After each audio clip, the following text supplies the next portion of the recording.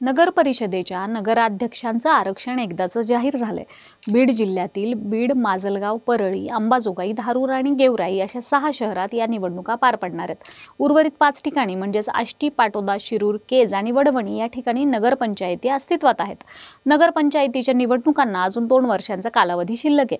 मागच्या वेळी डिसेंबर 2016 मध्ये नगर परिषदांच्या निवडणुका झाल्या होत्या, त्यामुळे डिसेंबर 2021 मध्येच खरं तर या निवडणुका होणं अपेक्षित होतं।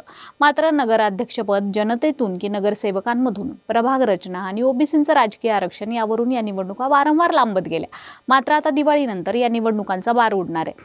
आधी जिल्हा परिषद, पंचायत समित्यांच्या निवडणुका होतील, त्यानंतर नगर परिषद आणि सर्वात शेवटी महानगरपालिकेच्या निवडणुका होतील। सगळ्यात आधी आपण बीड जिल्ह्यातील बीड नगरपालिकेचं राजकीय गणित कसं राहील हे पाहूयात। नमस्कार, मी अनुजा आणि तुम्ही पाहताय कार्यारंभ। बीड नगरपालिकेतून डॉक्टर भारतभूषण क्षीरसागर हे मागच्या वेळी नगराध्यक्ष राहिलेत। 2016 मध्ये झालेल्या निवडणुकीत आमदार संदीप क्षीरसागर यांनी पहिल्यांदा आपल्या काकांविरोधात दंड थोपटले होते। काकू नाना विकास आघाडीच्या बॅनरखाली संदीप क्षीरसागर यांनी आपल्या वडिलांना म्हणजे रवींद्र क्षीरसागर यांना नगराध्यक्ष पदासाठी उभं केलं होतं। तर एक संघ असलेल्या त्यावेळच्या राष्ट्रवादीकडून घड्याळ चिन्हावर डॉक्टर भारतभूषण क्षीरसागर निवडणूक लढवत होते। MIM कडून शेख निजाम यांनी निवडणूक लढवली होती। या तिरंगी आणि अटीतटीच्या लढतीत शेवटच्या क्षणी डॉक्टर भारतभूषण क्षीरसागर विजयी झाले होते। पण बीड नगरपालिकेत त्यावेळी संदीप क्षीरसागर यांचं संख्याबळ जास्त आल्यानं संदीप यांचे बंधू हेमंत क्षीरसागर हे उपनगराध्यक्ष बनले होते। मात्र आता परिस्थिती प्रचंड उलटी झालेली आहे। जे संदीप काकू नाना विकास आघाडीकडून निवडणुकीत उतरले होते ते संदीप आता शरद पवार यांच्या राष्ट्रवादीत आहेत। तर एक संघ राष्ट्रवादीकडून लढलेले डॉक्टर भारतभूषण क्षीरसागर यांनी आरोग्याच्या कारणावरून सक्रिय राजकारणातून निवृत्ती घेतलेली आहे। त्यांचा मुलगा डॉक्टर योगेश क्षीरसागर आणि सुनबाई डॉक्टर सारिका क्षीरसागर यांच्या खांद्यावर त्यांच्या राजकीय वारसाची धुरा आहे। सध्या हे दोघेही अजित पवार यांच्या राष्ट्रवादी पक्षात सक्रिय आहेत। मागच्या विधानसभा निवडणुकीत शरद पवार गटाकडून आमदार संदीप क्षीरसागर आणि अजित पवार गटाकडून डॉक्टर योगेश क्षीरसागर यांच्यात सरळ फाईट झाली होती।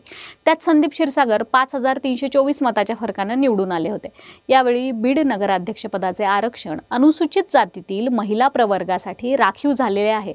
त्यामुळे नगराध्यक्षपदी कोण बसणार याऐवजी कोणाच्या नगराध्यक्ष निवडून येणार याची चर्चा करावी लागणार आहे। कारण बीड शहरात अनुसूचित जातीमधील स्वतःच्या क्षमतेवर निवडून येईल असं कोणतंच नेतृत्व सध्या तरी दिसत नाही। महायुतीतील सर्व घटक पक्ष या निवडणुकीत एकत्रित मैदानात उतरली तर घटक पक्षांमधून अजित पवारांच्या राष्ट्रवादीचा वरचष्मा राहू शकतो।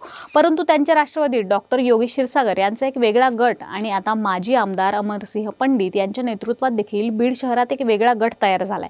त्यांच्या गटात अमर नाईकवाडे, फारुख पटेल या माजी नगरसेवकांचा समावेश आहे। महायुतीतील प्रमुख पक्ष असलेल्या भाजपाचाही बीडमध्ये चांगला होल्ड आहे। पण प्रामुख्याने बीड शहराचं नेतृत्व करेल असा नेता सध्या तरी भाजपकडे नाही।